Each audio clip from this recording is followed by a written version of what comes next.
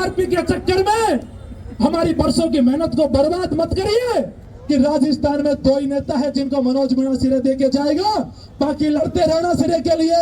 भजन लाल जी, आज आपको चुल्लू भर पानी में डूब मरना चाहिए। वैसे तो राजस्थान में बरसात खूब हो रही है, बरसात की कमी नहीं है, लेकिन भजन लाल जी के लिए चुल्लू भर पानी बहुत होगा मेरे भाइयों। और रात के 9 बजे जब ये पुलिस हम पर डंडे मार रही थी, हम जब पिट रहे थे, तो हमारे बीच में किरोड़ी लाल जी सबसे पहले पहुंचने वाले व्यक्तियों में थे मेरे भाइयों। और किरोड़ी लाल जी हमको लेके पड़े रहे, जैसे एक माँ अपने बच्चे को लेके पड़ी रहती है, वैसे वो भी हमारे लिए पड़े रहे। तो उस भजन लाल जी की गारंटी चाहिए जो भजन लाल जी कह रहे थे कि मैंने एसआईटी का गठन कर दिया, जो भजन लाल जी कह रहे थे कि हमारी एसओजी ने बहुत सारे मगरमच्छों को पकड़ लिया, जो भजन लाल जी कह रहे थे कि हमने सब कैबिनेट कमेटी गठन कर दिया। अरे भजन लाल जी, उन 2 दिन कहां गए जब आपने कोर्ट में जाके काम भर्ती को रद्द नहीं कर सकते? ऐसा ही भर्ती रद्द हुई है और ये कोई एक दिन का संघर्ष नहीं है, ये संघर्ष है पिछले 49 सालों का है। जब पहले दिन पेपर लीक हुआ था तो आपका भाई पहले दिन भी इसी जगह खड़ा था मेरे भाइयों। 4 सालों से लड़ाई लड़ी है, पिछले 130 दिनों का समय हो गया। शहीद स्मारक पर दिन रात है, हनुमान बेनीवाल जी के साथ कंधे से कंधे मिलाकर यहाँ बैठे रहे और इस लड़ाई को मजबूत करने का काम किया।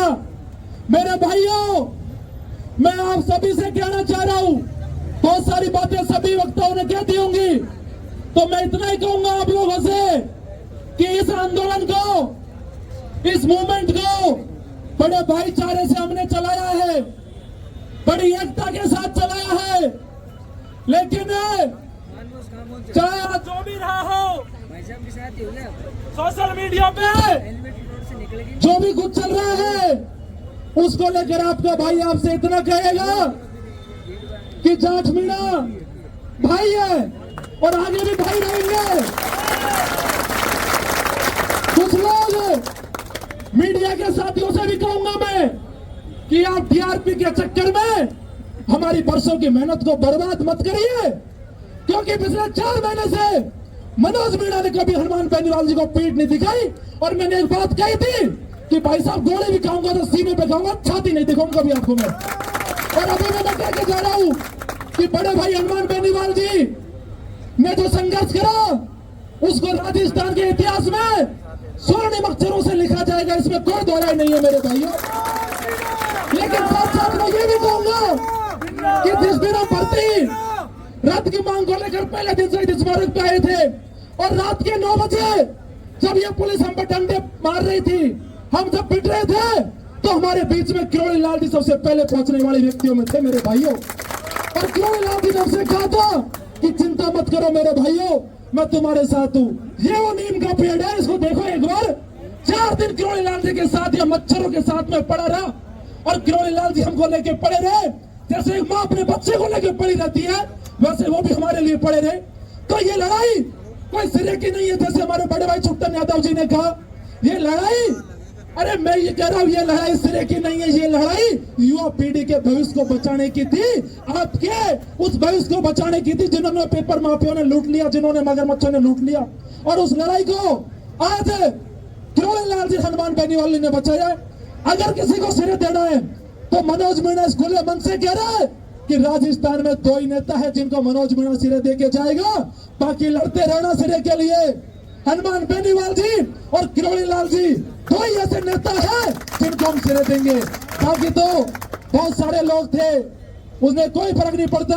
लास्ट में इतना ही कहूंगा मेरे भाइयों, अगर आज किसी की आलोचना हमें करनी चाहिए तो उस भजन लाल जी की करनी चाहिए जो भजन लाल जी कह रहे थे कि मैंने एसआईटी का गठन कर दिया, जो भजन लाल जी कह रहे थे कि हमारी एसओजी ने बहुत सारे मगरमच्छों को पकड़ लिया, जो भजन लाल जी कह रहे थे कि हमने सब कैबिनेट कमेटी गठन कर दिया। अरे भजन लाल जी, उन 2 दिन कहां गए जब आपने कोर्ट में जाके काम भर्ती को रद्द नहीं कर सकते? भूल गए क्या मेरे भाइयों? भजन लाल जी, मैं कहना चाह रहा हूं आपसे, आज आप मुंह दिखाने लायक नहीं है। आज आपको नैतिकता के नाते बताओ, भजन लाल जी को इस्तीफा देना चाहिए, देना चाहिए? बताओ, देना चाहिए। भजन लाल जी, आज आपको चुल्लू भर पानी में डूब मरना चाहिए। वैसे तो राजस्थान में बरसात खूब हो रही है, बरसात की कमी नहीं है, लेकिन भजन लाल जी के लिए चुल्लू भर पानी बहुत होगा मेरे भाइयों, क्योंकि भजन लाल जी का जो कर्म है वो ऐसे ही है। और मैं पूरे आरएलपी परिवार से क्या चाहूंगा कि ये जो लड़ाई का जो आज परिणाम आया है, ये लड़ाई के परिणाम आने वाले दिनों में अगर मजबूती से राजस्थान में संघर्ष जारी रहेगा तो राजस्थान की पीढ़ी आपकी पार्टी को और हनुमान जी को याद करती रहेगी। और इससे राजस्थान के 2028 के चुनाव की नींव भी आज आरएलपी ने रख दी है। मैं ये भी आपसे कह के जा रहा हूं मेरे भाइयों, बस आप लोगों को मजबूती से इसी प्रकार जहां भी जरूरत पड़े, चाहे मेरे बड़े भाई डॉक्टर सरवण चौधरी हो, चाहे मेरे साथी लादू राम गोदारा हो, चाहे विकास विदुड़ी हो, चाहे बड़े भाई छुट्टन यादव हो, ये तो सब भाई है, ये वो साथी है जिन्होंने दिन रात एक किया, इस लड़ाई को लड़ने में कभी पीठ नहीं दिखाई और मजबूती से लड़ते रहे मेरे सभी भाई। इनको भी मैं उतना ही धन्यवाद दूंगा कि इन्होंने भी मजबूती से यह साथ देने का काम किया मेरे भाइयों। और आगे भी आज आप लोगों के बीच में क्या जा रहा हूं, जब भी हनुमान बेनीवाल जी एक आवाज देंगे, मनोज मीणा उनके लिए रात में भी 12 बजे भी खड़ा मिलेगा, कभी पीठ नहीं दिखाएगा, हमेशा उनके लिए जी जान से तैयार रहूंगा मेरे भाइयों।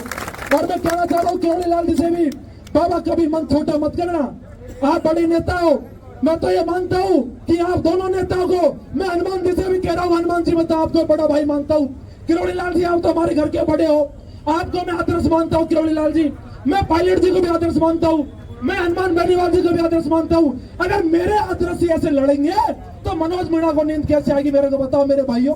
आप दोनों नेताओं के मैं हाथ जोड़ रहा हूँ कि आप कभी भी जाट मीणा को दोबारा ऐसी स्थिति मत लाना कि दोनों समाजों को एक दूसरे के सामने होने पड़े मेरे भाइयों। आप हमारे घर के बड़े हो और आपको देख देख कर आंदोलन सीखा है हनुमान बेनीवाल जी, आपको देख देख कर आंदोलन सीखा है किरोड़ी लाल जी, आपको देख देख कर लड़ाई सीखी है हमने, और आप लोगों का प्रेम यही बने रहेगा। जय हिंद, जय भारत।